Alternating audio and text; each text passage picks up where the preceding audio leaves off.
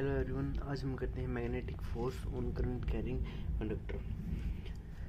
ये first wire है जिस पे करंट I1 फ्लो कर रहा है। ये सेकंड है जिसमें I2 करंट फ्लो कर रहा है। दोनों में करंट की डायरेक्शन सेम है। इसकी लेंथ L1 ले लेते हैं, इसकी L2 ले लेते हैं। हमने 2 पैरेलल वायर ले लिए जिसमें करंट I1 है और I2 है और इनके बीच की डिस्टेंस OR है। इसकी वजह से यहाँ मैग्नेटिक फील्ड निकालेंगे, इसकी वजह से यहाँ मैग्नेटिक फील्ड निकालेंगे। इसको हम राइट हैंड थंब रूल से निकाल सकते हैं। उसके लिए हम जहाँ करंट है, करंट की डायरेक्शन में हम अपने अंगूठे को कर लेंगे और फिंगर को रैप करें, यानी पाल्म को जहाँ आएगी वहीं मैग्नेटिक फील्ड की डायरेक्शन होगी। यानी डिस्टेंस इस साइड है तो मैग्नेटिक फील्ड यानी अंदर है। इसकी वजह से यहाँ मैग्नेटिक फील्ड अंदर होगी, जो कि हम क्रॉस से रिप्रेजेंट करेंगे। ये मैग्नेटिक फील्ड है B1 की, इसकी वजह से है, जो कि I1 करंट है तो B1 है मैग्नेटिक फील्ड यहाँ। इसकी वजह से मैग्नेटिक फील्ड होगी B2, जो हम यहाँ निकालेंगे। करंट की डायरेक्शन में हम थंब कर लेंगे, जहाँ निकालनी है उस साइड ऐसे कर लेंगे तो पाल्म हमारी बाहर यानी आउटसाइड, तो यह मैग्नेटिक फील्ड आउटसाइड होगी।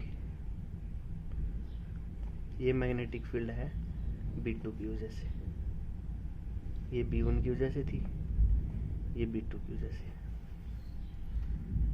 मैग्नेटिक फील्ड टू वायर की वजह से निकाली हमने, तो वो होती है mu naught I divide by 2 pi R distance के। B1 यानी मैग्नेटिक फील्ड होगी mu naught I1 divide by 2 pi R, जबकि B2 की वजह से होगी mu naught I2 divide by 2 pi R। तो हम फोर्स निकालेंगे। फोर्स इक्वल होता है बिल के, BIL। ये हम फोर्स इसकी वजह से F1 ले लेते हैं, ये F2 ले लेते हैं फोर्स। तो F1 फोर्स निकाल रहे हैं हम।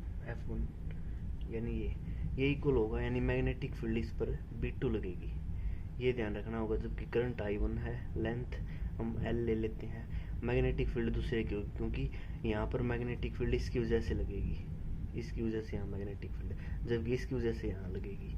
तो फोर्स ऑन फर्स्ट होगा, इसमें B2 मैग्नेटिक फील्ड होगी, B2 करंट I1 होगा, लेंथ L ले लेते हैं हम। तो मैग्नेटिक फील्ड, तो फोर्स इक्वल होगा, मैग्नेटिक फील्ड होती है B2 की वजह से mu naught I2 divide by 2 pi R।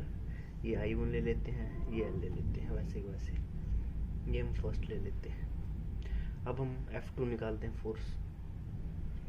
F2 यानी ये फोर्स होगा, इसमें मैग्नेटिक फील्ड है, इसकी लगेगी, यानी B1 की मैग्नेटिक फील्ड लगेगी B1, जबकि करंट I2 लेंगे, I2 लेंथ इसकी भी L ले लेते हैं।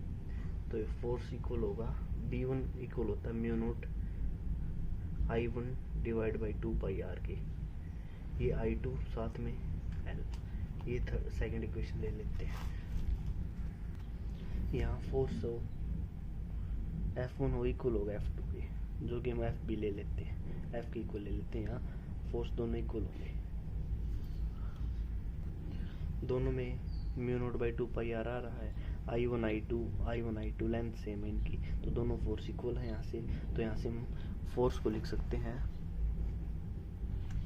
Equal mu naught I1 I2 divide by 2 pi R into L। यहाँ से हम फोर्स पर यूनिट लेंथ भी निकाल सकते हैं। लेंथ ये इसकी डिवाइड में चली जाएगी, तो यहाँ से फोर्स पर यूनिट लेंथ हो इक्वल आएगी mu naught I1 I2 divide by 2 pi R की इक्वल। इस तरह हम फोर्स निकाल सकते हैं, जो इक्वल होगा mu naught I1 I2 L divide by 2 pi R। Force per unit length है वो इक्वल होगी mu naught I1 I2 divide by 2 pi R। जब करंट I1 और I2 दोनों वायर्स में सेम डायरेक्शन में फ्लो कर रहा हो तो फोर्स और अट्रैक्टिव होगी, जबकि एक इस डायरेक्शन में हो, एक अपोजिट, दोनों अपोजिट डायरेक्शन में हो, तब फोर्स हो रिपल्सिव होगी। तभी ये दोनों फोर्स एक दूसरे को रिपेल करेंगी, और जब ये सेम डायरेक्शन में होगा तब ये दोनों एक दूसरे को अट्रैक्ट करेंगी।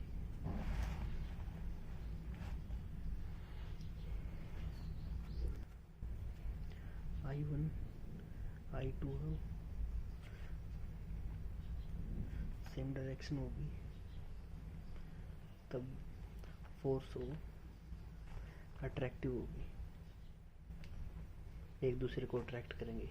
और जब I1 I2 की अपोजिट डायरेक्शन होगी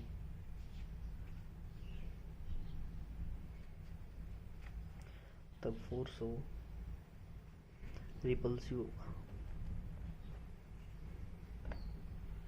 ये दोनों एक दूसरे को रिपेल करेंगे। इस तरह हम फोर्स और फोर्स की डायरेक्शन भी निकाल सकते हैं, अट्रैक्टिव या रिपल्सिव।